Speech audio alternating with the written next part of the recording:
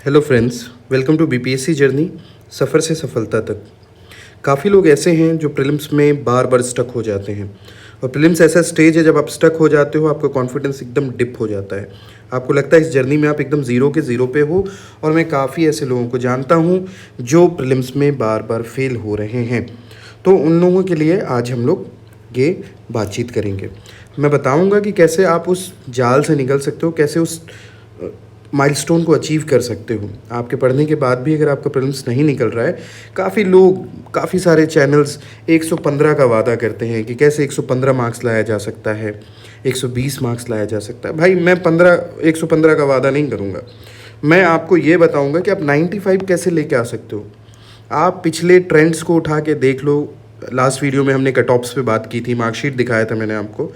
अगर आप 95 मार्क्स ला रहे हैं, आप किसी भी कैटेगरी से हैं, यू आर टोटली सेफ।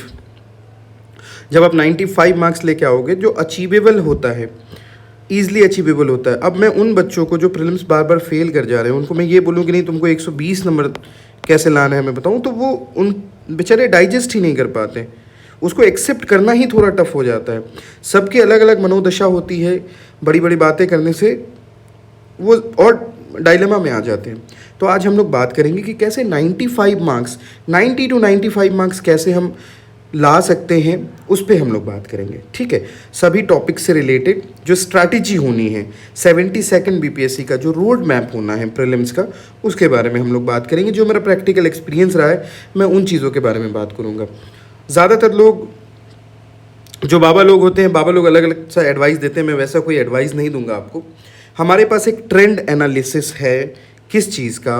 तो जो PYQ ट्रेंड एनालिसिस है, उसके अकॉर्डिंग हम लोग सबसे पहले समझने की कोशिश करेंगे। हो सकता है कि वीडियो थोड़ा लंबा हो जाए, बट आपके काम का वीडियो होगा। जो बाबा लोग हैं, बाबा लोगों के लिए वीडियो नहीं है। जो लोग थोड़ा स्टक होते हैं, जो परेशान रहते हैं, उनके लिए वीडियो है। आपको ज़रूर इससे हेल्प मिलेगी। That is my guarantee. As your brother I will definitely try to help you out. ठीक है, मैं पूरी कोशिश करूंगा कि कैसे आप उस साइकिल से बाहर निकल सकते हो, कैसे आप एंट्री कर सकते हो, अपने मेंस एग्ज़ाम को कैसे दे सकते हो, उसकी बात हम लोग करेंगे। ठीक है, चलिए। तो ये जो ट्रेंड एनालिसिस है उसको देखिए आप लोग। 60th बीपीएससी से लेके 71st बीपीएससी तक का ये ट्रेंड एनालिसिस है। किस चीज़ का ट्रेंड एनालिसिस है? लास्ट वीडियो में हमने कट ऑफ देखा था। आज हम लोग क्या देखेंगे? हम लोग वेटेज ऑफ द क्वेश्चंस देखेंगे कि कितने, कौन से सब्जेक्ट से क्या क्वेश्चन आने वाले हैं। जब तक आप किसी गेम में हो, आप अगर गेम को ही नहीं समझोगे तो आप उस गेम में कैसे सोच सकते हो कि you are going to perform very well. ठीक है, तो आपको बिल्कुल गेम की तरह ही इसको खेलना है। आप देखो, फुटबॉल का मैच होता है, क्रिकेट का मैच होता है, तो वहाँ पे जो कोच होते हैं वो बैठ के वीडियो रिकॉर्डिंग्स देखते हैं, सभी प्लेयर्स का देखते हैं, इसकी परफॉर्मेंस कैसी है, उसकी परफॉर्मेंस कैसी है। वैसे ही हमको सारे सब्जेक्ट का एनालिसिस करना होगा। कौन से सब्जेक्ट का वेटेज कितना है, क्या ट्रेंड चल रहा है। सबसे पहले देखो, टॉप पे हमने हिस्ट्री को रखा है। लगभग सभी लोग जो इस तैयारी में रहते हैं वो हिस्ट्री ज़रूर पढ़ते हैं। हिस्ट्री ठीक ठाक इंटरेस्टिंग लगता है लोगों को। मुझे खुद पर्सनली पहले हिस्ट्री में इंटरेस्ट नहीं था, स्कूल टाइम में नहीं रहता है, लेकिन जब आप प्रिपरेशन में आते हो तो मैंने अभी तक काफ़ी कम बच्चे देखे जिनको हिस्ट्री नहीं आती होगी। हिस्ट्री ठीक ठाक बच्चों को आती है। ठीक है, खासकर मॉडर्न हिस्ट्री आती है। तो अगर हम हिस्ट्री का कट ऑफ, मतलब जो वेटेज है वो देखें, तो 60th बीपीएससी से 71st तक जो रीसेंट बीपीएससी हुआ है उसका एनालिसिस अगर हम करते हैं तो अराउंड देखो, 60th बीपीएससी में 27 क्वेश्चन, 63rd में 30 क्वेश्चन, 30 क्वेश्चन 64th में, 65th में 26 क्वेश्चन, 66 में 25 क्वेश्चन, 67 में 27 क्वेश्चन, फिर 25 क्वेश्चन, फिर 29 क्वेश्चन, 33 क्वेश्चन और 26 क्वेश्चन। इसमें क्या क्या है भाई? तो इसमें हमारा मॉडर्न, एंशियंट और मेडिवल तीनों है। बिहार वाला पोर्शन इसमें नहीं है, उसको हमने अलग से कंसीडर किया है। ठीक है, तो आप इसको देखो, एक एवरेज आपको 25 के आसपास क्वेश्चन दिखेगा। इस बात को याद रखना। एवरेज कितना दिख रहा है? तो 25 एवरेज दिख रहा है। इसको मैं यहाँ पे नोट डाउन भी कर देता हूँ ताकि आपको बाद में दिक्कत ना हो। देखो, हम यहाँ पे नोट कर ले रहे हैं कि हिस्ट्री में एवरेज कितने क्वेश्चन आ रहे हैं भाई। तो एवरेज क्वेश्चंस जो हैं वो कितने हैं? एटलीस्ट 25 हैं। ठीक है, एटलीस्ट 25 क्वेश्चंस हैं यहाँ पे जो आ रहे हैं। ओके, चलिए। ठीक है, अब हम लोग देखते हैं ज्योग्राफी के बारे में। ज्योग्राफी का देखो आप ट्रेंड देखो यहाँ पे 16 क्वेश्चन पूछा, 14 पूछा, 10 पूछा, 13, 10, 13, 13, 18 पूछा। 69 बीपीएससी में इन्होंने 18 क्वेश्चन पूछा, जो कहीं ना कहीं यूपीएससी के पैटर्न पे था, वहां पे इन्होंने ठीक ठाक क्वेश्चन पूछा। 70th बीपीएससी में इन्होंने 21 क्वेश्चन पूछा। ठीक है, इसमें हो सकता है कि बिहार स्पेशल का भी क्वेश्चन मिक्स हो। और जो 71st बीपीएससी में उन्होंने 20 क्वेश्चन पूछा, जिसमें मैक्सिमम क्वेश्चंस जो थे वो घटना चक्र से थे। इस पे भी हम लोग बात करेंगे। भाई देखो, वीडियो लंबा होगा, आप देखोगे तो आपको बेनिफिट होगा, नहीं देखोगे तो आप खुद ही समझदार हैं। That is not a big deal. Okay, ठीक है। तो ये हमने ज्योग्राफी की बात कर ली।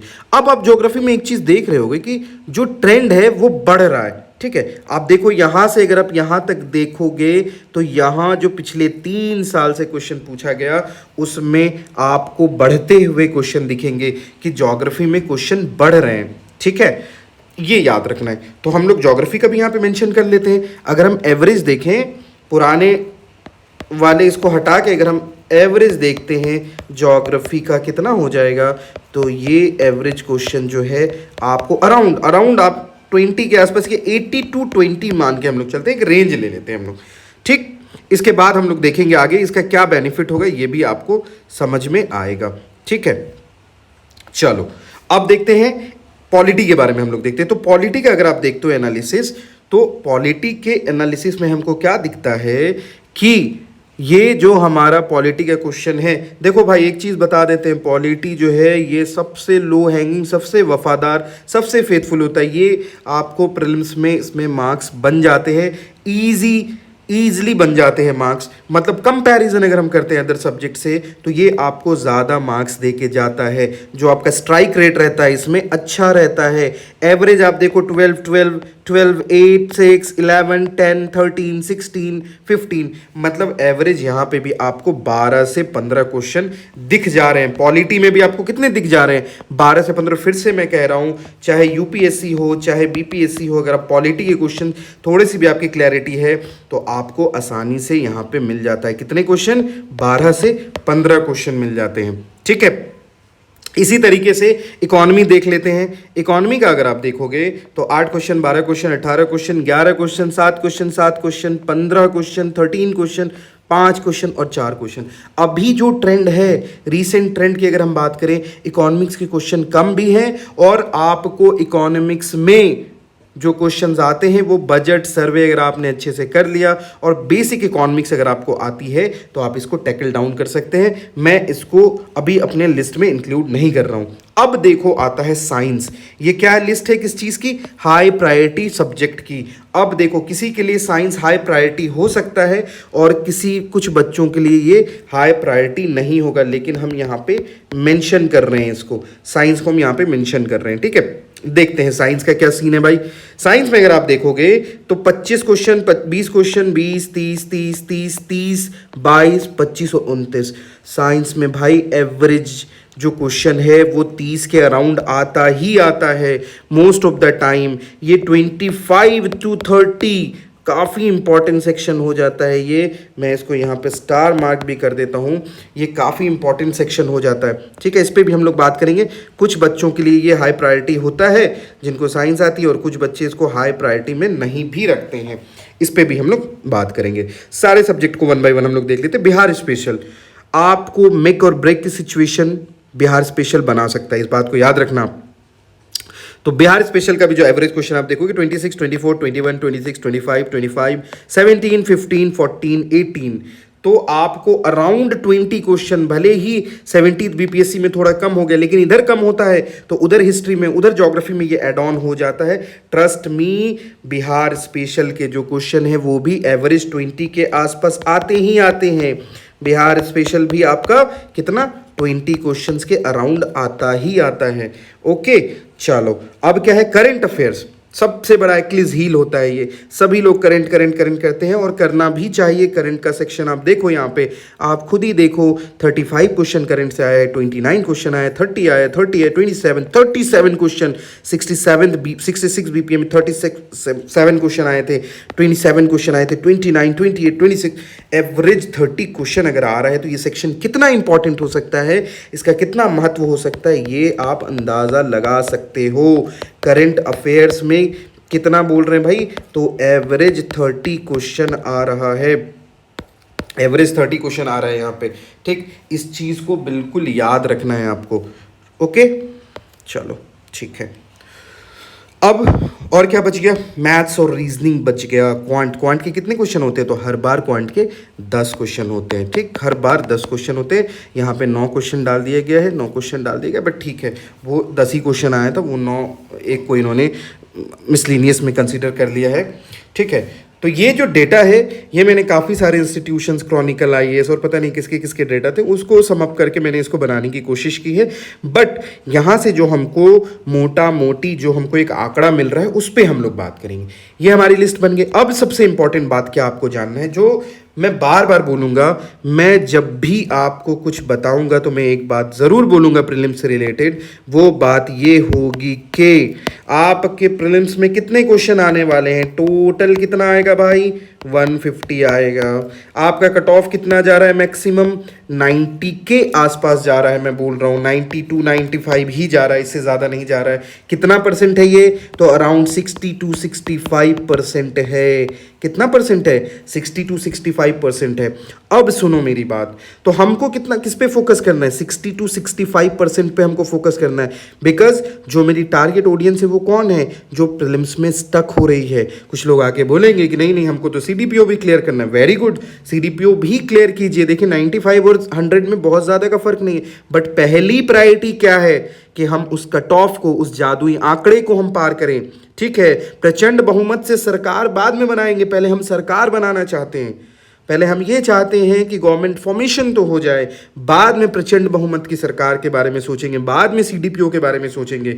वो बच्चे जो 85 मार्क्स लेके आ रहे हैं या 80 मार्क्स लेके आ रहे हैं, उन बच्चों को यहाँ पे समझाने की कोशिश की जा रही है। ठीक, 150 में से आपको 60% लाना है। अब हम लोग देखते हैं इन टेबल्स को। तो 60% कितना हो गया, 90 to 95 मार्क्स हो गया। अब आप एक बात बताओ कि हिस्ट्री के 25 क्वेश्चन क्या टफ होते हैं, बिल्कुल टफ नहीं होते हैं। हिस्ट्री का क्वेश्चन कभी टफ नहीं होता है, एवरेज होता है। ज्योग्राफी का क्वेश्चन क्या टफ होता है, मोस्ट ऑफ द टाइम जो देखा गया है घटना चक्र से रिलेटेड क्वेश्चंस पूछे जाते हैं। पॉलिटी के बारे में मैंने ऑलरेडी बोला आपको कि पॉलिटी एक लो हैंगिंग फ्रूट की तरह है। मैक्सिमम क्वेश्चन अगर 12 से 15 क्वेश्चन पूछे जा रहे हैं तो 7 8 9 क्वेश्चन ऐसे होते हैं जिसको आप आसानी से कर सकते हो। इतने दिन से तैयारी कर रहे हो तो इतनी कॉन्सेप्चुअल क्लैरिटी तो आ ही जाती है। ठीक, साइंस के बारे में हम लोग अलग से बात करेंगे। पहले हम ये 3 सेक्शन देखते हैं। ठीक, हमको कितना लाना है, हमको लाना है 90 to 95 मार्क्स। सुनो अब मेरी बात, कुछ बच्चे होंगे 2 सेक्शन में, मैं यहाँ पे डिवाइड कर लेता हूँ। कुछ बच्चे ऐसे होंगे जो हिस्ट्री में तो कंफर्टेबल होंगे। कितने क्वेश्चन हमने यहाँ पे मेंशन किया, 25 क्वेश्चन। ठीक है, ये ग्रुप 1 है, ये ग्रुप 2 है। अभी आपको समझ में आ जाएगा, थोड़ा टाइम दो यार, तुम्हारे फायदे की चीज़ है, ऐसा कुछ नहीं है, तुम्हारा बेनिफिट हो जाएगा, चीज़ों को समझो। ठीक है, तो ग्रुप 1 वाले जो हैं हिस्ट्री, उसके बाद ज्योग्राफी में कितने क्वेश्चन, 18 to 20 हमने लिया। ज्योग्राफी में हमने क्या लिया, ज्योग्राफी में हमने 18 to 20 क्वेश्चन लिया। पॉलिटी में हमने कितना लिया, तो पॉलिटी में हमने 12 से 15 क्वेश्चन लिया। क्वांट के क्वेश्चन कितने हैं, मैथ्स के क्वेश्चन कितने हैं, तो 10 क्वेश्चन है। ठीक है, बिहार स्पेशल का कितना क्वेश्चन है, बिहार स्पेशल का क्वेश्चन कितना है, तो 20 to 25 क्वेश्चन है। यही है ना, बिहार स्पेशल देखो 20 to 25 क्वेश्चन आते हैं, हर बार ही आते हैं भाई। और मुझे तो लगता है कि ये लो हैंगिंग ही माना जाए इसको, तो सही 20 to 25 क्वेश्चन। ठीक, अब जोड़ो इसको, 25 20 45 55 5 60 70 95 आपका यहीं पे देखो 95 के आसपास का आंकड़ा छू लिया। मैंने अभी करंट को इंक्लूड नहीं किया है।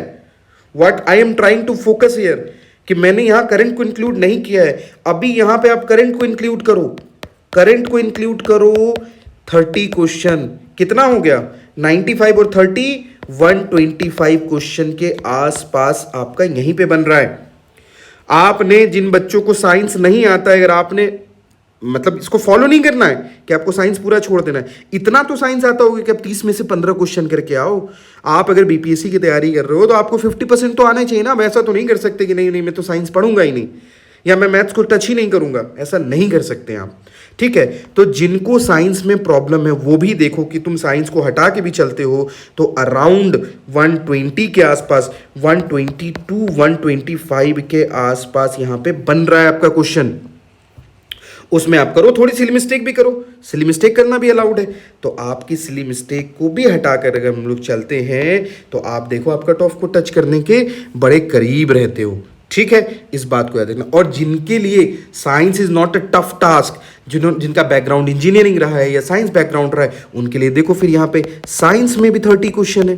ठीक है, 30 क्वेश्चन साइंस के भी हैं। ये बात आपको समझ में आनी चाहिए। अब देखो हम लोग डील कैसे करेंगे। ठीक है, अब उस बात को समझो कि हमको कहाँ कहाँ फोकस करना है, कैसे कैसे फोकस करना है। आपको हिस्ट्री में अगर आपने जो भी पुस्तकें पढ़ी हैं, जो भी नोट्स पढ़ा है, उसको करना है आपको। ठीक, 2-3 चीज़ों पे हम लोग बात करेंगे। पहले हम ये हाई प्रायोरिटी के बाद अगले टॉपिक पे मैं अपने जाऊंगा। तो हिस्ट्री में आपने जो भी पढ़ा है सबको रिवाइज करना है। उसके साथ साथ आपको घटना चक्र की बुक लगानी है, घटना चक्र लगानी है भाई। This is mandatory. आप बोलोगे नहीं इतनी मोटी बुक है तो फिर मत पढ़ो, फिर पेपर नहीं क्लियर होगा। आप बोलोगे नहीं मैंने स्पेक्ट्रम पढ़ा है, फिर भी आपको घटना चक्र लगाना है। और क्या लगाना है भाई? पीवाईक्यू लगाना है। किसका पीवाईक्यू लगा? किसी का भी लगा सकते हो, बट तर्कश की जो बीपीएससी कॉन्सेप्ट वाले की बुक आती है वो काफ़ी अच्छी होती है। ठीक है, तो आप उसको लगा सकते हो। ये हिस्ट्री की बात हो गई। हिस्ट्री में मैंने आपको क्वेश्चन भी बता दिया है कि कहाँ से गया। पॉलिटी में क्या है? पॉलिटी में भी सेम सीन है भाई। पॉलिटी में भी आपको क्या करना है? पीवाईक्यू तो लगाना ही है। अगर आपने लक्ष्मीकांत पढ़ रखा है, नोट्स बना रखा है तो बहुत अच्छा, नहीं तो आप घटना चक्र से क्वेश्चन जरूर लगाइए। ये एकदम ट्राइड एंड टेस्टेड बता रहा हूँ मैं आपको। ये हवाई में बात नहीं हो रही है, जो मैंने प्रैक्टिकली एक्सपीरियंस किया है वो मैं आपको बता रहा हूँ। ठीक है, उसके बाद अगले टॉपिक पे हम लोग चलते हैं। तो अगला टॉपिक क्या हो जाएगा? तो ज्योग्राफी हो जाएगा। अगर आप 71st बीपीएससी के ज्योग्राफी के क्वेश्चंस को उठाकर देखते हैं तो उसमें आपको ज़्यादातर क्वेश्चन जो दिखेंगे वो घटना चक्र से दिख जाएंगे। आपकी कॉन्सेप्चुअल क्लैरिटी है, अगर आपने एनसीईआरटी कर रखा है दैट इज़ वेरी गुड। लेकिन अगर आपने नहीं कर रखा है तो एटलीस्ट बेयर मिनिमम आपको ये काम करना है। ये 3 सब्जेक्ट का आप उठा के देखो। अगर आप इन 3 सब्जेक्ट को करते हो 50-60 मार्क्स के आसपास आप बिल्कुल सेफली वहाँ पर पहुँचोगे। ठीक, उसके बाद देखो इकोनॉमिक्स की बात मैंने नहीं की है। I am not emphasizing anybody to study और रीड इकोनॉमिक्स और द कॉन्सेप्ट ऑफ इकोनॉमिक्स, क्योंकि बीपीएससी नहीं पूछता है तो हम उस चीज़ को टारगेट नहीं करेंगे। हम बैठ के मृणाल सर के वीडियोस देख रहे हैं, that is not required hair.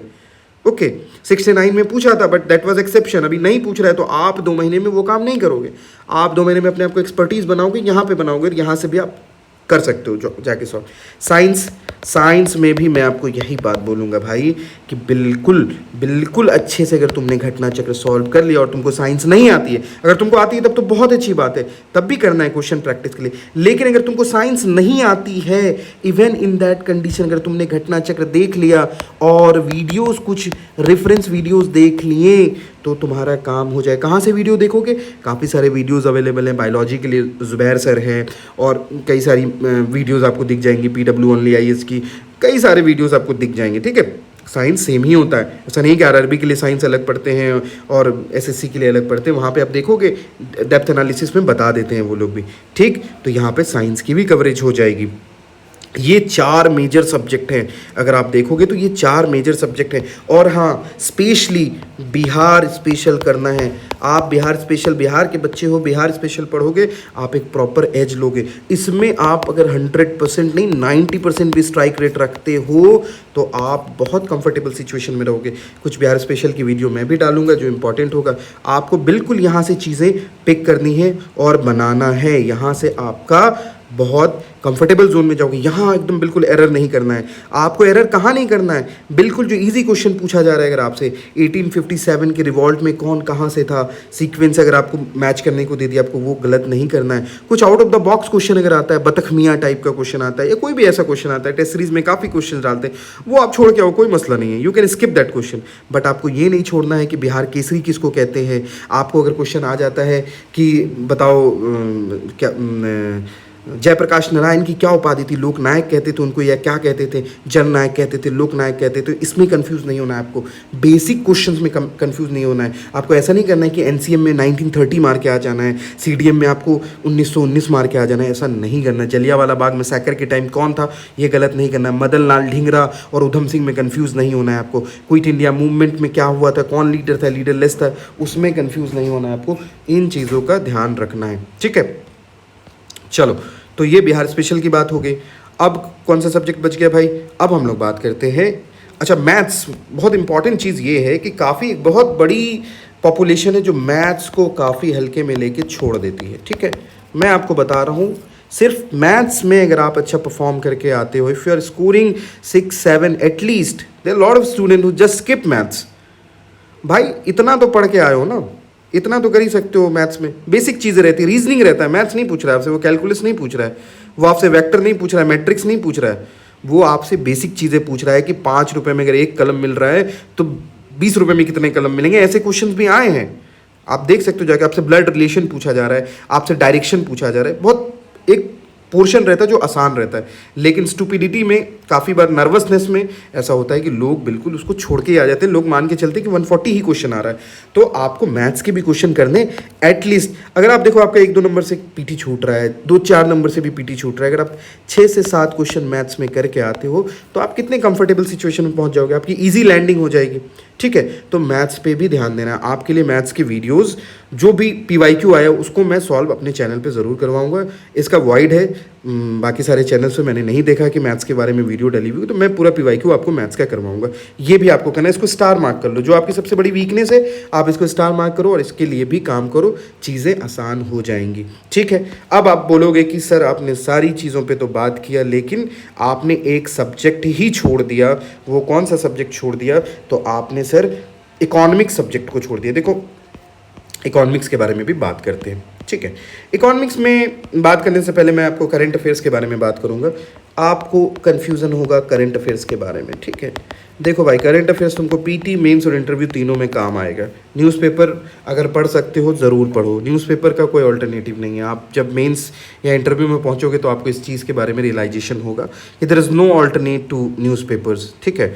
तो अगर आप न्यूज़पेपर पढ़ सकते हो, हिंदी पढ़ लो, इंग्लिश पढ़ लो, कोई सा भी पढ़ लो। लेकिन अभी 2 महीने बचे हैं तो मैं ये नहीं कहूँगा कि हाँ बिल्कुल डिपेंडेंसी आपकी न्यूज़पेपर पर हो जाए। किसी का भी करंट अफेयर्स, एडुटेरिया का पढ़ लो, ठीक है। तरकश पढ़ लो, BCW वाले का जो आता है, ठीक है। खान GS करके कोचिंग है उसका पढ़ लो, किसी का भी पढ़ लो भाई, मतलब मेरे कहने का मतलब विज़न पढ़ लो, ठीक।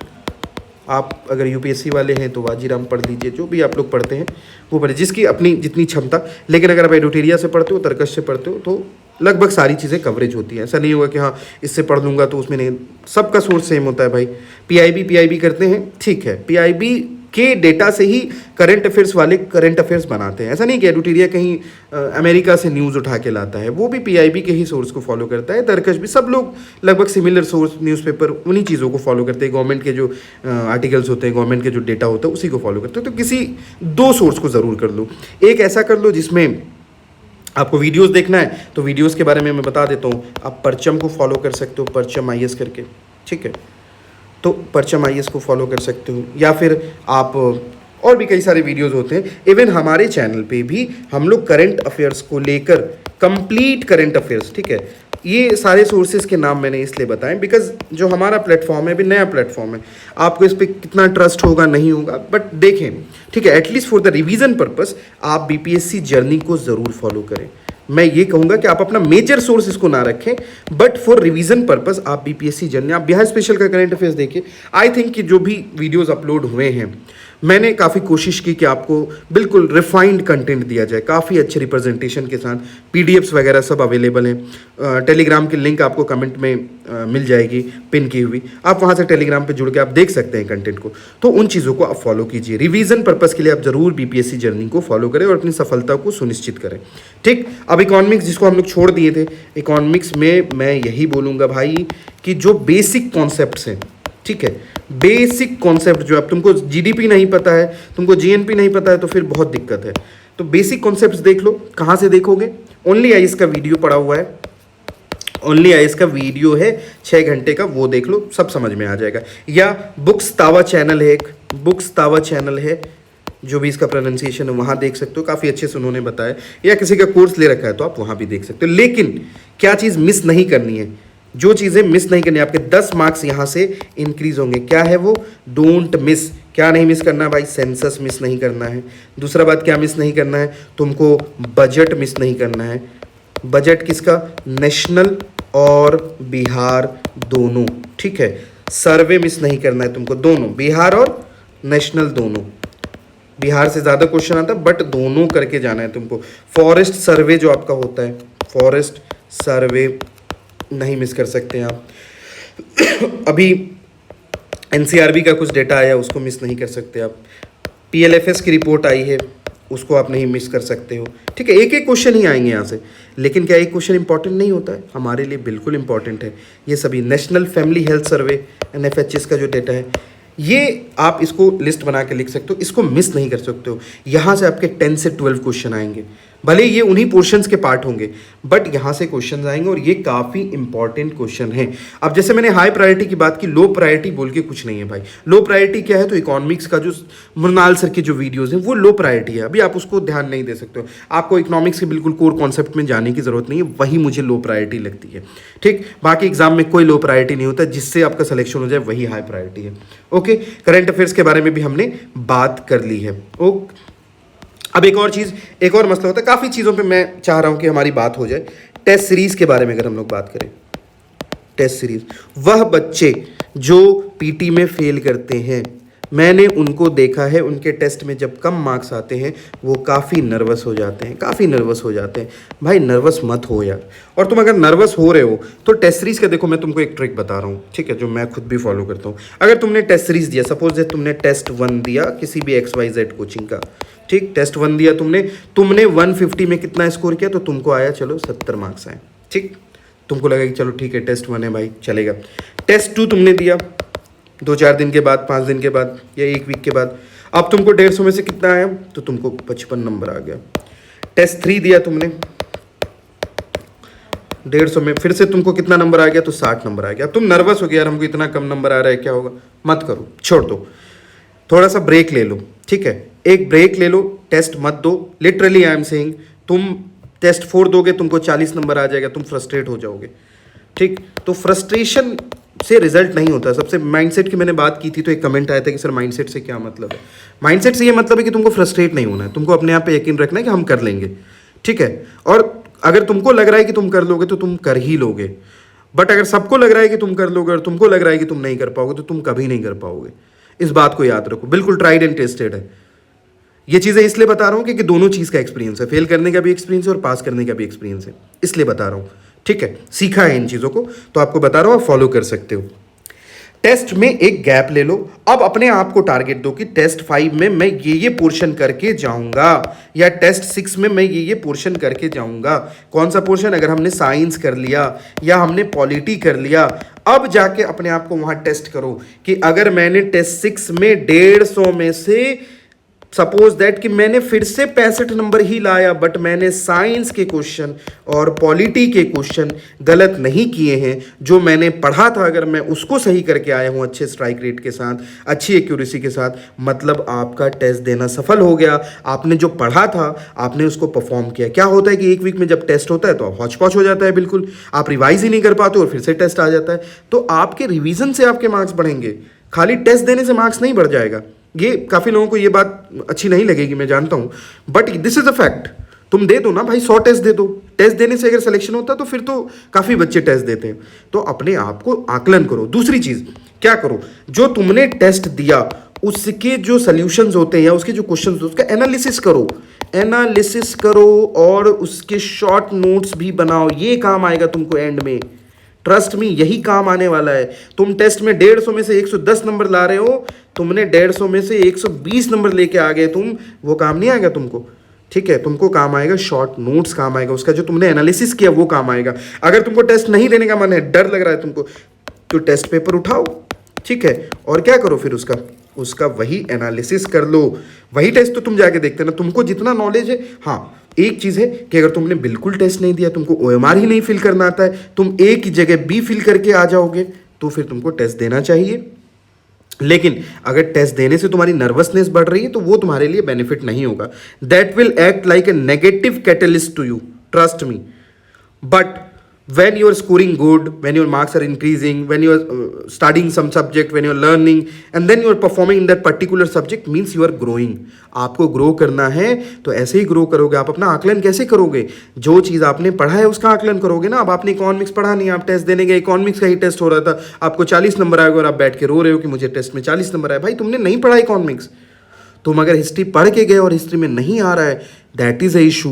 उस इशू को आपको आइडेंटिफाई करना है, उसको रेक्टिफाई करके रिजॉल्व करना है, और कुछ नहीं है। PYQ पढ़ो ना, खूब PYQ लगाओ। PYQ का ही क्वेश्चन करके एक बड़ी आबादी, 90% आबादी PYQ करके नहीं जाती है, ठीक है। तो PYQ लगाओ, सबसे ज़्यादा PYQ को सॉल्व करो। और दूसरी चीज़, एक थॉट हमारे दिमाग में ये भी रहता है कि जो UPSC के PYQ हैं इंपॉर्टेंट होते हैं भाई, ठीक है। जब BPSC का PYQ लगा रहे हो तो UPSC का भी PYQ लगाओ, टाइम है भी तो लगाओ। और मैं अपने चैनल पे UPSC PYQ की सीरीज लेकर आऊँगा सब्जेक्ट वाइज। आपको लगभग जो मेजर सब्जेक्ट है, इकोनॉमिक्स की नहीं करवाऊंगा, मैं पूरी कोशिश करूंगा कि हिस्ट्री, पॉलिटी, ज्योग्राफी, ये जो मेजर सब्जेक्ट है इसके UPSC के क्वेश्चंस मैं आपको यहाँ पे सॉल्व करवा दूँ, जो मेजर क्वेश्चंस है, ठीक है, जो लास्ट 10 ईयर्स के क्वेश्चन है, टॉपिक वाइज या चैप्टर वाइज जैसे भी होगा वो हम लोग प्लान कर रहे हैं, वो चीज़ करेंगे। तो UPSC के PYQ के बारे में बात हो गई। BPSC का PYQ तो आपको करना ही करना है, तुम कर लो यार, तर्कश को पूरा पढ़ लो। जो BCW की बुक है या एडुटेरिया की बुक है या घटना चक्र की भी बुक आती है, उसको पूरा पढ़ लो, सोल्यूशन के साथ पढ़ लो, काम हो जाएगा तुम्हारा, ठीक है। इस बात को याद रखना, बिल्कुल बहुत अच्छे से याद रखना, ठीक। रिवीजन नोट्स ज़रूर बनाओ, जो भी तुम टेस्ट दे रहे हो, या घटना चक्र का नोट्स बना लो।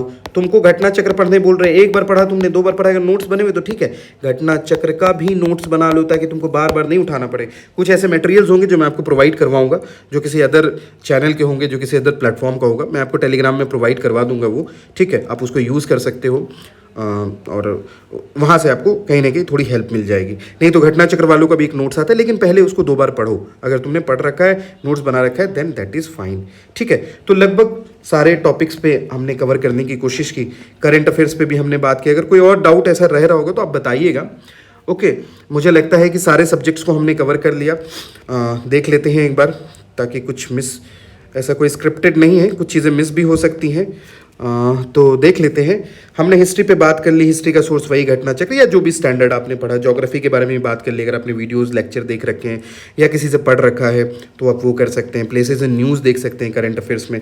पॉलिटी के बारे में भी हमने बात कर ली। इकॉनमी का मैंने आपको बता दिया कि आपको मेजर इकॉनमी सेक्शन नहीं पढ़ना है, आपको वही पढ़ना है जो चीज़ें आपके एग्जाम में आ रही। PYQ करोगे आपको खुद ही अंदाज़ा लग जाएगा उस चीज़ का।